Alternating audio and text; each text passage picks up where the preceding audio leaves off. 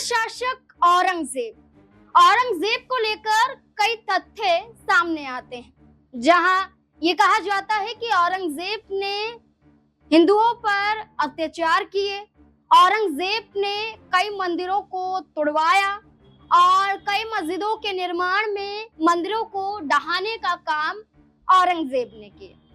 लेकिन वही तथ्य ये भी निकलकर सामने आता है कि औरंगजेब ने मंदिरों को नहीं तुड़वाया, बल्कि मस्जिदों के निर्माण के साथ साथ मंदिरों को भी बनवाया। कई तथ्य औरंगजेब को लेकर सामने आते हैं, लेकिन औरंगजेब को क्रूर शासक कहा जाता है। अब औरंगजेब की कब्र को लेकर महाराष्ट्र में बड़ा विवाद खड़ा हो गया है। ये कहा जा रहा है कि औरंगजेब की कब्र को संरक्षित क्यों किया गया है और औरंगजेब की कब्र पर क्यों हजारों लाखों खर्च किए जाते हैं। आखिरकार औरंगजेब की कब्र को एक संग्रहालय में क्यों तब्दील किया गया है।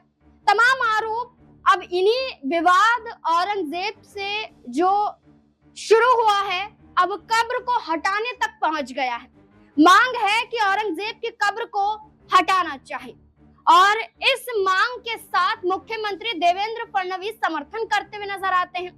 देवेंद्र फडणवीस का कहना है कि मैं खुद ये समर्थन करता हूं कि औरंगजेब की कब्र को नहीं रखना चाहिए, बल्कि ऐसे क्रूर शासक औरंगजेब की कब्र को तोड़ देना चाहिए, हटा देना चाहिए। अब ऐसे में क्या मुख्यमंत्री के आदेश के आधार पर कब्र टूटी जा सकती है या फिर नहीं? क्या नियम है, क्या कानून है, ये भी जानना जरूरी हो जाता है। तो औरंगजेब की कब्र से टूटने को लेकर जो विवाद खड़ा हुआ, आखिरकार क्या ऐसी शर्तें हो सकती हैं जहां कब्र को तोड़ने में मुख्यमंत्री का आदेश ही सर्वोपरि माना जाए? एक रिपोर्ट हमारे सामने है जहां कुछ नियम, शर्तें और कई ऐसे तथ्य बताए जा रहे हैं जहां पर कब्र को तोड़ने से लेकर जो मुद्दा खड़ा हुआ, इसमें आखिरकार राज्य सरकार की कितनी जिम्मेदारी बनती है। देखिए ये रिपोर्ट। औरंगजेब की कब्र महाराष्ट्र के खुलदाबाद में स्थित है। खुलदाबाद में स्थित औरंगजेब की कब्र को आर्कियोलॉजिकल सर्वे ऑफ इंडिया यानी कि ASI द्वारा संरक्षित इमारत घोषित किया गया है। दस्तावेजों के मुताबिक 11 दिसंबर 1951 में गैजेट नोटिफिकेशन के माध्यम से इस कब्र को संरक्षित स्मारक घोषित किया गया था। बाद में इसी एक्ट में 1958 में संशोधन भी हुआ था, जिसके तहत इस कब्र को राष्ट्रीय महत्व के स्मारकों की सूची में शामिल किया गया था। अब सवाल वही आ जाता है कि क्या राज्य सरकार के पास इतनी पावर है कि वो औरंगजेब की कब्र को हटा सके? तो ऐसे में बता दें, ancient monument and archaeological sites and remains act के सेक्शन 19 के मुताबिक किसी भी संरक्षित इमारत को तोड़ना, हटाना और नुकसान पहुंचाना गैर कानूनी है। इस मामले में सजा का भी प्रावधान है। ऐसे में राज्य सरकार इस कब्र को तब तक नहीं हटा सकती जब तक कब्र ASI की संरक्षित इमारतों की सूची में शामिल है। ऐसे में औरंगजेब की कब्र को हटाने के लिए महाराष्ट्र सरकार को पहले ASI या फिर संस्कृति मंत्रालय को इसे संरक्षित सूची से हटाने का प्रस्ताव देना होगा।